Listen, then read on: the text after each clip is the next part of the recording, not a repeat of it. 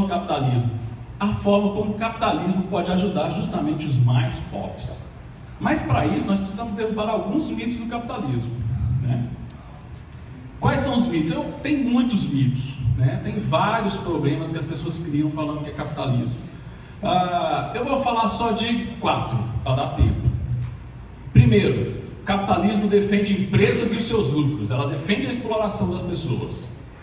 Outra coisa, essa aqui o seu professor de história conta muito. O capitalismo gera crises econômicas em 29, em 2008, em 2008, todo mundo falando, agora o capitalismo acabou, foi a crise do capitalismo, acabou o capitalismo. Outro, esse aqui é ótimo, o governo precisa intervir para garantir aos pobres o acesso aos bens, aos direitos sociais, porque o capitalismo não faz isso. E o último tópico, países com melhores condições econômicas e sociais são socialistas, por exemplo, os países nórdicos. Suécia, pessoal. Vamos lá, vamos por partes. Primeiro, defende o lucro das empresas. Para falar desse tópico, nós temos que definir o que é capitalismo. Eu acho que o problema está na definição do capitalismo que a gente estuda na escola. Recentemente, um amigo meu, o professor Bruno Rossi, escreveu 4 coisas que definem o capitalismo. Eu achei fantástico. Eu falei assim, não, isso daí eu tenho que mudar na minha palestra, porque eu tinha outras definições, eu achei essa mais completa, que é, o capitalismo defende a escolha pessoal, o capitalismo defende liberdade para competir em mercados, o capitalismo, existe trocas voluntárias, e o outro fator, existe o direito de propriedade privada. Se faltar um desses fatores, não é capitalismo, é outra coisa, é uma adaptação, é alguma coisa do gênero, mas capitalismo mesmo, não é. Tem que ter esses 4, certo? Então no Brasil não existe capitalismo, Adriano? Olha, no Brasil existe uma diferença muito grande, que é a diferença entre pró-mercado, que é a ideia do capitalismo, com a ideia pró-empresas. No Brasil nós temos uma filosofia de pró-empresas. Ficou claro na apresentação do professor Paulo do Adolfo que existe uma elite aqui de empresas que define o que vai ser feito, né? E isso prejudica muito justamente os mais pobres. Você, em vez de ter a competição que o capitalismo prega, para competir, né? Uma vez eu falei com um amigo meu que é diretor da Fiesp, que a Fiesp era a CUT dos industriais, né? Assim, ele nunca mais falou comigo, não sei porquê. Mas, sério, ele não defende competição, defende proteção de mercado, né? Não defende empreendedorismo, defende plano do governo para dar mais dinheiro para ajudar as empresas, né? No capitalismo tem o livre mercado e quem for mais competitivo, quem conseguir competir melhor e inovar mais, vai trazer. O problema é que quando a gente fala em empreendedorismo, a gente só pensa no Sebrae. Engraçado, né? Como se o governo fosse, via decreto, dar inovação para as pessoas. É muito louco isso, mas o capitalismo, existe uma ideia aqui no Brasil que não é capitalismo, porque existe uma formação de lobbies muito grandes. Existe uma coisa que a gente chama de rent seeking, que é o quê? Como o governo é muito grande, o que é mais barato? É mais barato eu competir no mercado ou eu bancar um burocrata para ele me dar um monopólio? É muito melhor você bancar um burocrata, você dar propina para alguém. Que é um caso mais frustrante que o recente caso da Azul, que entrou no mercado e quando ela conseguiu entrar no mercado, olha, veja bem, não é para todo mundo esse mercado. É extremamente frustrante. Por quê? Porque a gente acha que é uma empresa que vem para competir, mas ela entende as regras do jogo. Para que competir? É mais fácil eu me aliar aos meus inimigos e só dividir o mercado entre a gente do que competir com alguém. Então, o que nós temos no Brasil é isso. Então, quando o seu amigo marxista fala de elite, de mercado, não está falando de mercado. Ele está falando de empresas que fazem capitalismo de compadrio, que é diferente desse capitalismo, porque justamente você não tem livre mercado, você não tem concorrência, você não tem nada, na verdade. Aí vem a frase máxima, essa aqui você escuta até aula de mestrado, doutorado, você escuta isso aqui. O mercado precisa ser regulado para evitar que o capital industrial explore os mais pobres. Então o governo vem para salvar a pátria, né? Mas para salvar a pátria precisa de gente, por exemplo, precisa de agência reguladora para regular, né? O Jean Tirole, que recentemente ganhou o prêmio Nobel, foi engraçado porque quando eu encontrei ele lá na Universidade de Toulouse, ele riu da minha gravata borboleta. Aí eu joguei um voodoo nele, falei assim: não ria da gravata borboleta de outra pessoa, eu vou jogar um voodoo e você vai usar a droga da gravata borboleta também. Isso foi em junho. Em outubro ele ganhou o prêmio Nobel. O que ele teve que usar?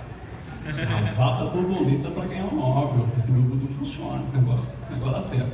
O professor Gentiloli, ele defende que o problema é que os contratos são incompletos. A gente tem que fazer com que as agências prevenham o máximo de condições possíveis para evitar que o mercado explore as pessoas.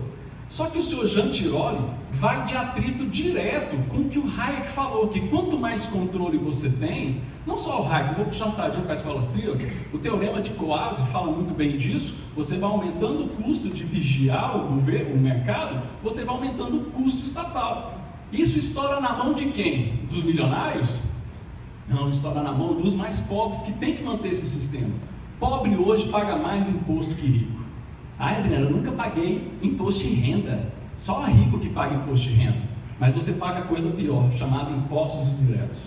Por exemplo, bola de futebol. 46% da bola de futebol é imposto. É o país do futebol. Por isso que tem muito estado na bola de futebol. Remédio.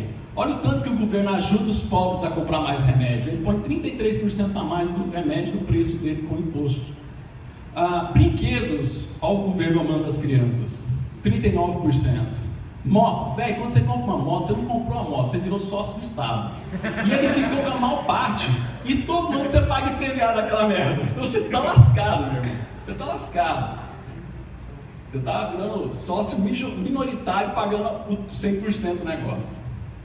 Qual que é o produto que vocês acham que é o produto campeão? Cigarro. Cigarro, todo mundo fala mal do cigarro, coitado do cigarro. Cigarro só paga 80%.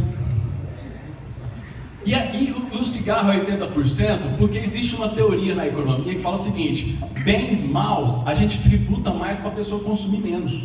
Então o imposto do cigarro é muito. Cara, eu fumei durante 10 anos. Eu nunca parei de fumar porque é caro.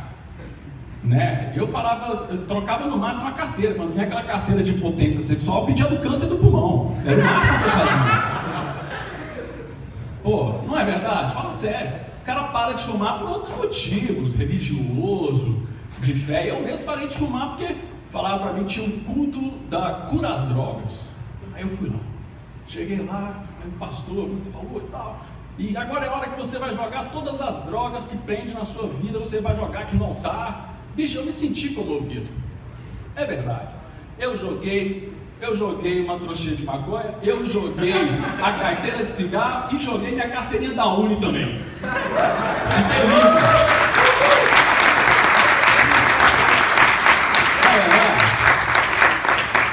O peso saiu assim.